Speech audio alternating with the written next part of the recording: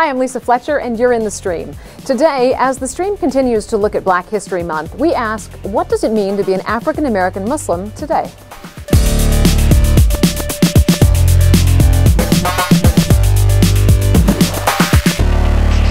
Our digital producer, Malika Bilal, is here looking out for your live feedback. We've been tweeting out a couple specific questions to our community today and getting a good response. Definitely, and one of them is a central question that you just posed to our audience. What does it mean to be Black and Muslim in the U.S. today? Imad on Twitter responds. She says, it means to represent our religion and race appropriately, overcome adversity, and smash stereotypes through personal growth. Now, for those of you at home, if you'd like to join the conversation, we want you to. So use the hashtag AJStream. And joining us in studio is Joshua Salaam. He is a former police officer, community activist, Muslim youth director, and on top of all that, major musician. And he sings with the hip-hop group Native Deen. Ramadan is here. Ramadan is here. Who decided to move? It's Ramadan. Now I got a plan before it's come and gone. Getting close to Allah, spend a lot of time. See the condition of my heart like a sonogram. Everybody knows. If you would like to be part of the stream, there are a lot of ways you can do it. One is through Google+. Just go to the link below, add us to your circles, and post your comments and questions.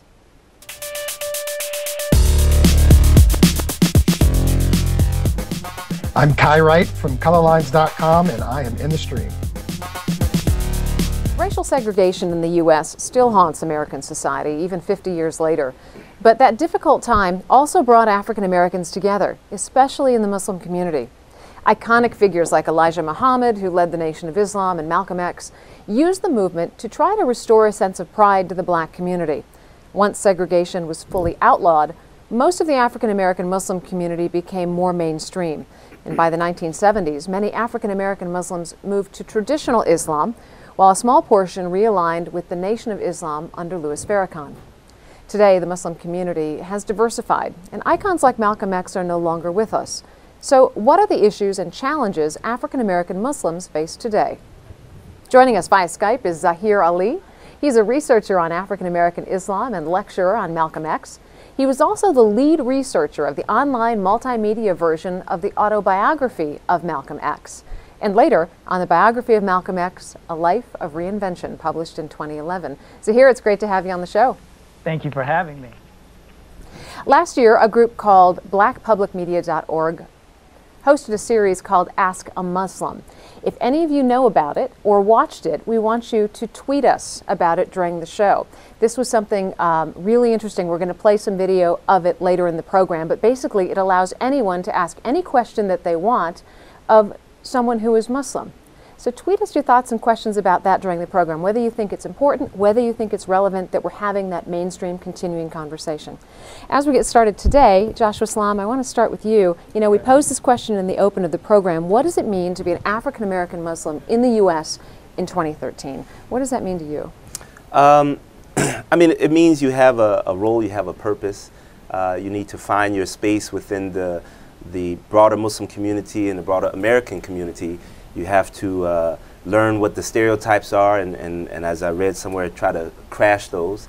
And also just be yourself and represent yourself. It shouldn't mean anything other than just being a person comfortable in your own skin, practicing your own faith in your own country. Zahir Ali, do you think Islam is still widely misunderstood? I do. I think it is widely understood from many perspectives. It's widely understood in terms of the general population and the kind of stereotypes after 9/11 that people have of Islam, but it's also misunderstood in terms of its long-standing history in the United States, and especially in the African American community. I think when we talk about Islam in America, a lot of times we marginalize the experiences of African American Muslims whose Islamic experience began not in the 1960s, not at the turn of the century, but began when they were brought to the shores as enslaved Africans by Europeans. And I think just having a historical knowledge of the experiences of African American Muslims is very much important in having any kind of conversation about Islam in America. I agree, and I want to talk more about that a little bit later in the program. But I want to ask you, do you think that the stereotype of being a Black Muslim as associated with, in the 1960s and 70s, of it being a very militant movement still exists? Is that a question to me? Yeah. Yeah, I think maybe for some, but I think when you look around, the kinds of representations of Islam in the African American community are very diverse, whether it's hip hop, whether it's films, whether it's literature, or the experiences of Black people in their communities who look around and they see Muslims of many different, communities. They see brothers in bow ties selling final calls. They see sisters with hijabs walking to the masajid. They see brothers with long beards and kufis selling oils or setting up businesses in their community. So I think that in the Black community, I think people have, especially in the cities of America, have a much more nuanced understanding of what Islam is. I think the misunderstanding comes when the outside media try to, rely on what are kind of old stereotypes that are no longer relevant. Well, Suad Abdul Khabir at our Google Plus Hangout, of course, you're an assistant professor at Purdue University, and something that Zahir mentioned was this historical narrative that goes way back to slavery of Muslims and coming to these shores. But Jamia Adams on Twitter brings up a point that she thinks is not necessarily always clear. She says Islam didn't start with the NOI in Black America, which is exactly what Zahir was saying. It didn't just start with Nation of Islam. We also have a Facebook comment from Torre who says, not all African American Muslims are with the NOI. Today, many African American Muslims have a broader perspective of the Quran than the narrow scope of Islam of yesterday. So then my question to you, Suad, is how do we differentiate or how do you explain to people that historical narrative that Zahir was talking about, that this started with slavery and not necessarily the nation? Well, I think the way that I'd like to begin is to sort of think about the United States as history, right? And so we talk about who African American Muslims were, and I think Zahir is right that many people focus on this particular moment, right? So the 50s and the 60s, in which Islam in America became much more prominent because of the really sort of phenomenal work of the Nation of Islam, which I don't think should be undercut. But at the same time, even within sort of the cosmology of the Nation of Islam, when African American Muslims think of themselves, they think of themselves as Muslim in a kind of metaphysical sense, right? That's something that's beyond space and time, but also in a very deeply historical sense. Thinking about their ancestors, who estimates are around, the highest estimates about 30% of the enslaved Africans that came to the United States were Muslim, and also their sort of roots on the continent of Africa, right? You have a very rich and long history, right, of Islam in Africa. The first migration of the early Muslim community was to Abyssinia, which is in present-day Ethiopia, right? So when African American Muslims think about themselves, and I think talk about themselves, they locate themselves in a history that goes further back, right? Much further back than just the 50s and 60s. But at the same time, I think that moment in time is really significant because what it did was it was a part of a whole kind of consciousness raising that the African Americans as a people were experiencing, right? And Islam played a really central role in that. Zahir, do you think African American Muslims are properly represented both in Black history and in African American Muslim history? I don't. I think that a lot of the contributions that African American Muslims have made often go ignored, in part because there is a kind of there's a centrality of the Black Christian experience and how people understand the African American experience doesn't pick up on the nuances of the Muslim presence, whether it's in food, whether it's in language, whether it's in dress, or other kinds of cultural influences that African American Muslims have had in shaping Black culture, I think get lost by people who are not attuned to those references. And on the other side, I think African American Muslims' contributions to Islam go ignored by the broader Muslim community, who don't understand the kind of specificity of race in America and why African American Muslims had to deal with racism and focus on race as part of their theology.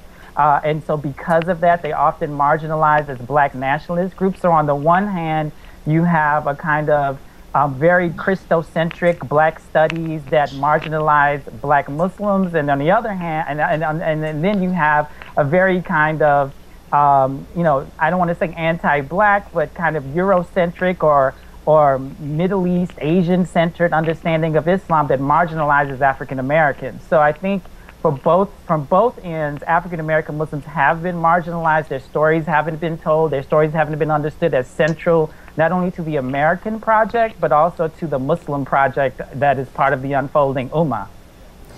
Joshua, no, go ahead, of course. So I just wanted to add to that as well. I think part of this question of representation is really important to understand also in terms of how I think the state benefits, right, from a particular way of understanding Muslims as foreign, right, particularly in the moment that we live in now. And so you look at sort of movies and television, as well as sort of who's picked to be the Muslim representative in the government, right? There's this kind of brown-skinned person, right, who seems foreign, has it, speaks with an accent, and these sorts of things to kind of alienate the Muslim community. So I think that's also an important thing to think about when we talk representation as well. Yeah, I mean, if the president wants to speak to Muslims, he doesn't need to go to Cairo or Turkey. He can go to Chicago, Detroit, or Philadelphia, or D.C., or New York. Precisely. Joshua, pick up on that a little bit and how you view the Muslim community as embracing or not embracing a president whose middle name is Hussein. Well, if I can, before I go there, I wanted to just say that I think it's important for everyone, not only African Americans, to not start their history with slavery. So even though there is evidence that there was an African presence here before the slavery, and there's a book written called They Came Before Columbus, and Abdullah Hakim Quick speaks on this also, and I think it'd be interesting for people to learn more about that. But even when you tell African Americans who have traditionally in a lot of neighborhoods have this concept of who am I and what can I do, and can I do as much as the next person, and a lot of their history in school is taught from a slavery perspective, and you started looking in rags and things like that. And there was just a museum here in D.C. called 1001 Inventions, which was pretty much about Islamic dominance of science and things like that, but had a strong African influence in it because Islam had moved over there. So we were sailing, we were going out and doing all type of complicated equations, and had huge libraries in Africa. And so that African experience needs to be brought into the discussion when we talk about African American history in Islam. And I think that so many people cried when Obama became president, just because white and black and people of all shades, because they felt like we as a country were healing and getting somewhere, that we could elect this person to be the president of everybody. Just, I would say 15, 20 years ago, we were still saying it ain't gonna happen, and then so for it to happen so soon, whether you agreed with him or disagreed with him, people were just happy that as a country, we could kind of step above the color and vote for the best person. Well, and speaking of how things have changed, Amir Suleiman, in our hangout, I want to go to you. Of course, you're a spoken word artist. There's a tweet here from Marjorie Aziza Hill. She says, some Muslims observe Black History Month as an opportunity to educate, so they take ownership. So my question to you is this, in educating and taking this time to educate, do you think that that's changed since 9/11, so the attacks of September 11th? That Muslims taking the opportunity to educate others about their faith? Well, for our history, particularly Black people, African American people in America, as Sister Suat was saying, that our experience of dealing with racism, dealing with being presumed guilty because of the way that you look, dealing with being uncomfortable in certain types of spaces, dealing with law enforcement and unjust detention and things like that. This is part and parcel of our experience. It's not like a new thing. And as far as the Black Muslim experience was definitely Dawah based. It was definitely based upon going out into your community and talking to people about what you know about God, and to help people to clean their lives up and things like this. So that, again, was part and parcel of our religious experience. After 9/11, there wasn't so much a shift for us. The shift really happened for Arab and South Asian communities and different communities in America who hadn't learned to really engage that reality. And then the African American Muslim community was able to help them, and to help them learn how to engage with this, as far as like law enforcement and things like that, but then also how to engage community so that your community knows who you are.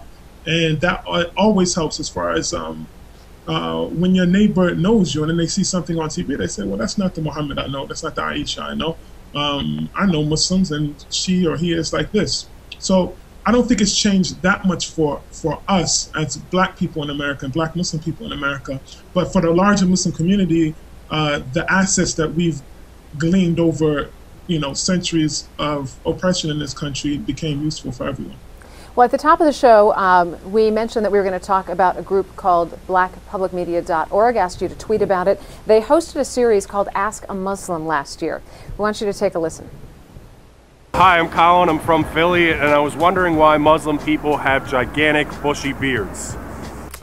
I mean, who doesn't like a nice beard? Facial hair is just manly. Muslims like to look manly. For women, it is discouraged. Facial hair, it's just a symbol or a marker of Muslim identity. A lot of people put emphasis on the beard because it was the sunnah, that was the practice of the Prophet Muhammad, praise and peace be upon him. And so a lot of people, they like to emulate that. Suad, do you think these types of open forums are necessary? Oh, definitely. I think one of the things that struck me about that forum in particular, speaking against this question of representation, was that it was Ask a Muslim, but the Muslims that were featured in that series were all African-American Muslim, right? Muslims of African descent, who had a range of different sort of professions and different perspectives, but really to show that sort of African-American Muslims are as Muslim as every other kind of Muslim, right? So I really think that was a critical sort of intervention in sort of this conversation on Islam in America. And so I definitely think those kinds of things are really necessary and important. Well, Lisa, of course, you asked people to tweet, and they did. Simon says, I think Ask a Muslim is excellent to counter the West's media Islamophobia. I have so many questions and a thirst to learn. But Zahir, Sana also weighs in, and she says, it seems there's a forgetfulness of the role of Black American Islam and Muslims in American cultural formation. She goes on to say, U.S. Muslims from Arab and South Asian backgrounds in particular want a Muslim Cosby show. They want to seek normalization, but they ignore the history. Would you agree with that? Yeah, I think that there's, for the most part, and I think Amir Suleiman mentioned this a little bit there, for many people, there are two kind of primary narratives of Americanization in America. One is the ascendant immigrant model, and this is the model that, most people who come to America come with this dream of ascending this, ladder of social mobility and becoming American and participating in all that American has to be. And then you have, a very different narrative that is posed by the experience of Africans who were brought here as slaves, or Native Americans whose land was taken away, and they represent a different kind of American experience, right? And so for many, South Asian and Arab and other Muslims who've immigrated or their recent families have immigrated, for many of them, they have pursued the ascendant immigrant narrative, and that is about becoming American. But what I think people found after 9/11 was that part of becoming American is also a racializing process, right? And that the access to that American identity has been most available to people who could easily become white. And so, that isn't easy for brown people. And I think people really faced that after 9/11, that the process or the narrative of ascendant immigrants, faced this barrier of whiteness, right? Mm-hmm. That the borders of whiteness wasn't fluid enough to allow them to pass through. And so now they're starting to look at other models of Americanization, which includes the civil rights models of, wanting more representation in media. And I think that that's part of it. So when they're saying, when they want to use the Cosby Show as a model, they're referring to the Cosby Show in the 1980s, which many people credit as kind of introducing or bringing a quote unquote, well-to-do middle-class Black family. I'm going to stop you there, Zahir, because you're talking about narratives and you're talking about entertainment, and I want to make sure we get to the musical narrative. We've got this unbelievable musician on our set today. Joshua, tell us, how the story of African-American Muslims and the story of hip-hop are intertwined and why it matters. Well, like I said earlier, the hip-hop experience grew from the ground up, and the Islamic conversation at that time was about, as Amir Suleiman mentioned, stand up, be a man, be a woman, clean yourself up, off of the drugs, off of the prostitution, whatever the social ills were, and be as much as you can as an individual. Do as much as you can for yourself. Don't depend on others. And then you had this medium of music that was preaching that was saying that to the masses, and it was just huge. It was like addictive. People wanted so much, and it was really one of the main reasons I think that the hip hop grew at that time more so than it's growing now. It really grew, and it went into cultures. I went to Indonesia, to a small town called Medan. They still rap all the hits from the 70s and 80s. They know it better than any of our group.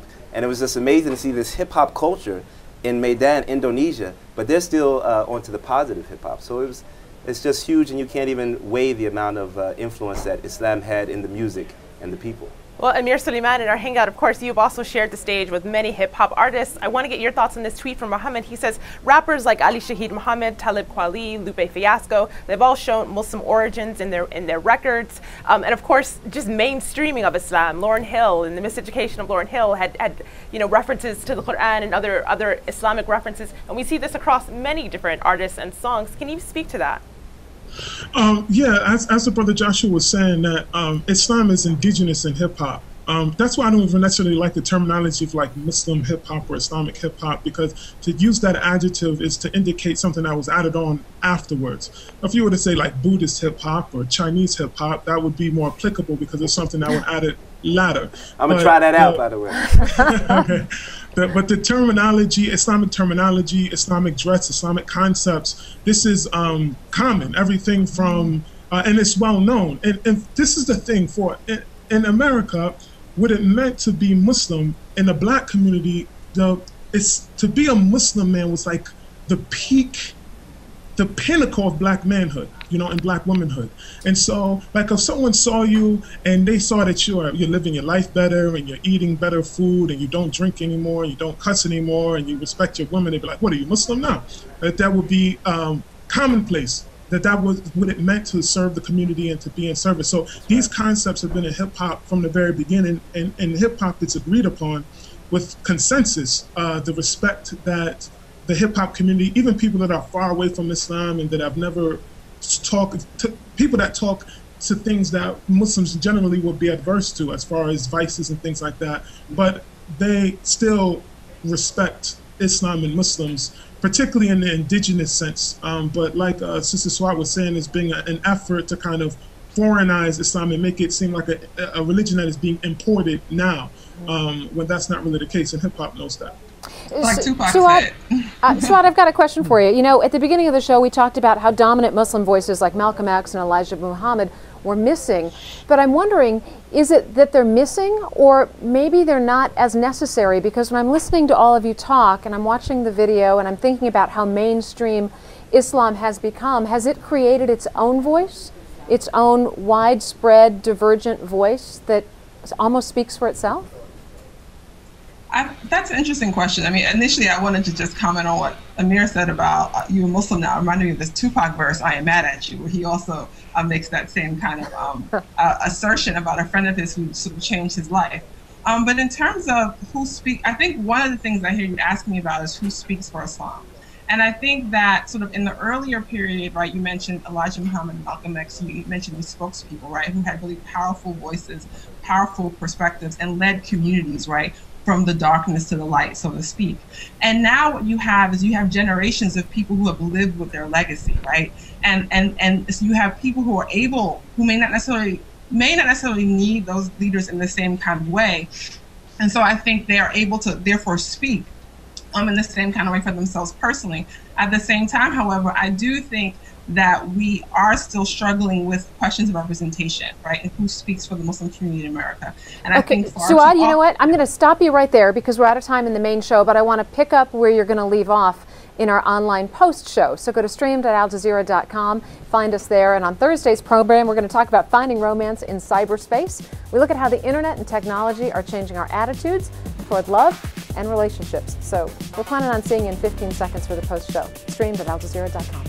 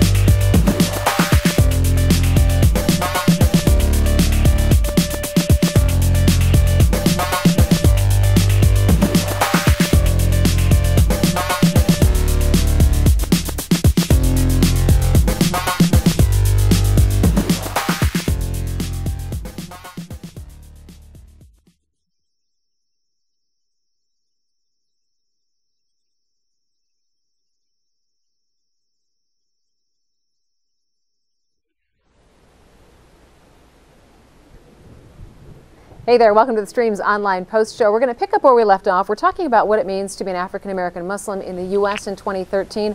Suad Abdul Kabir, we were talking about the idea of who is the dominant voice for African-American Muslims today, or is that no longer a necessity? Right. And so what I was going to conclude by saying, I think, is that also what you have is, I really think that African-American Muslims in many ways are busy living Islam, right? And when you show that clip from the video, and you show that they talked about the beards, right? And it reminded me of all these things that African-American Muslims have developed, right? Muslim ways of being that are both very much grounded in their experiences as African-Americans, as well as their experience as Muslims, right? So bean pies, bun scarves, sort of bow ties, all these different kind of sort of outward manifestations, but also practices that African-American Muslims are engaged in. And so I think in many ways, African-American Muslims still would like to have more visibility in the national scene when it comes to talking about what Islam is and who American Muslims are. But I think in many ways, you'll find around the country these really vibrant African-American communities that are really busy living Islam, and not necessarily so much focused on speaking, for it in the same kind of ways in the past. Lisa, our community members had your same question that Suad just so eloquently answered. Jennifer says, I want to know about the new leaders of the Black Muslim community. Has anyone, or could anyone, replace Malcolm X? But she got an answer. T.L. Muhammad says, excellent examples of Black American Muslim leaders. Congressman Keith Ellison, the Abdullah brothers, football players, Tayyiba Taylor, the editor of Aziza magazine, and more. And of course, many of those same Muslims live and work in the area that you do, Joshua. Could you kind of speak to that? Do we need one single leader? Well, there's pros and cons to everything, And I want to say something. I want to kind of see what the other guests say. There was an interesting experience that happened when you had a lot of immigrant Muslims coming to America, and you had this African-American Muslim culture already here. And then there was this clash of, well, maybe you don't speak Arabic that well. You haven't memorized this much hadith. And then there was a fight for religious authority. Who has the authority to lead the prayers and to make religious opinions in this area? And I think only now, in my opinion, African Americans are really taking that for themselves, making opinions for this land themselves, and not following a school of thought or an opinion from a different country, which was happening for years. And I think people really undermine the authority and the scholarship of Imam Warthidi Muhammad. Maybe, I don't know why, maybe they just thought his education or his Arabic wasn't that good, but now when they read about him and learn about him, his scholarship was pretty profound.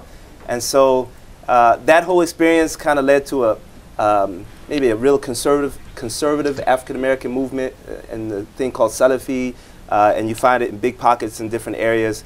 But you have some real scholarship here on the show with Dr. Suad and Amir Suleiman, who are much more versed on it than I am. So I wanted to know what they thought about it. That was an interesting engagement for me. Amir, why don't you pick up on that?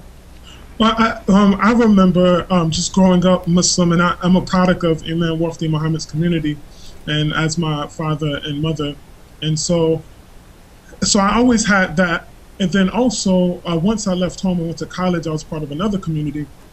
And it didn't seem like there was so much like a fight for authority. It's really like Black people just acquiesced authority altogether.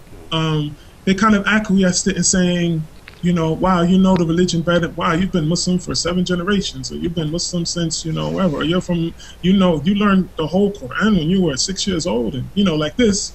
And so people was like, okay, we'll give you this. And then what we've learned through that time is that the time and the place of when a religious opinion is given, how important it is, and how that Islam is so wide and so vast and so nuanced, and there's so many different religious opinions that you could take for a particular situation. And we learned now, I think we've learned that knowing the time and the place that you're living in, knowing the culture that you're living in, is absolutely essential.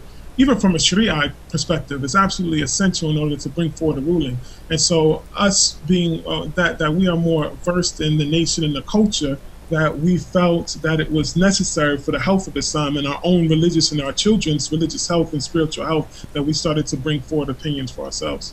Can I just add one thing to that? I just would say that I think it's just important to I think what both Joshua and Amir are pointing to is the diversity of the African American Muslim experience. Because while I do think you had pockets or groups of African American Muslims who may, as Amir said, acquiesce, right, to this kind of notion of that these Muslims from the quote-unquote Muslim world may know more than we do, you always had sort of, and I grew up in a community that like that as well, both a part of Imam Muhammad's community and other Muslim communities, where our identity as African Americans, as Muslims, as having this legacy, you know, from Africa, from Islam in Africa to the sort of African Muslim experience during slavery, all of these things are really sort of critical and important parts of my upbringing, right? And so I never really felt like, you know, oh, I'm somewhat inferior to these kinds of people, right? We always had this access. So I think I just like to underscore that the African American Muslim experience is really diverse, right? And so you have a lot of different African and Muslims experiencing and relating to Muslims of different backgrounds in a lot of different kinds of ways. Zahir, we've got about 30 seconds left. I want you to have the last word.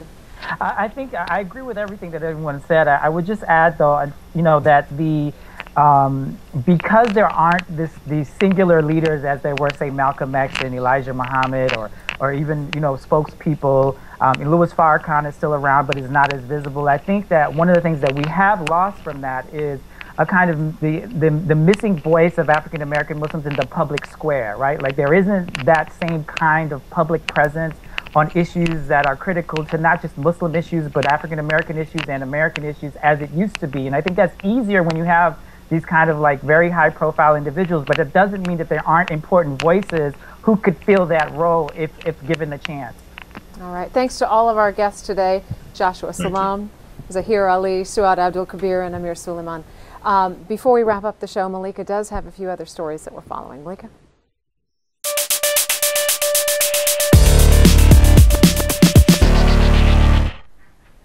A group of Tibetan rappers are fighting back against what they call an unfair portrayal of their culture in a new Chinese TV drama. Have a listen. In